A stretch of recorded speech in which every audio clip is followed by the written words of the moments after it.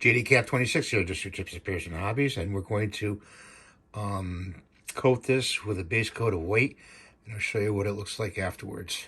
And the next stage to paint the creature is we blocked off with some paper on the bottom there. You can see we put a base coat of white on there to tack on the colors that we're going to proceed with this model. So stay tuned, and we'll be putting the colors on next, and I'll show you that.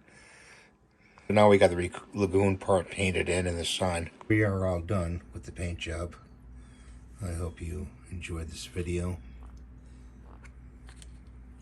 Give you a side view. Turn it around here.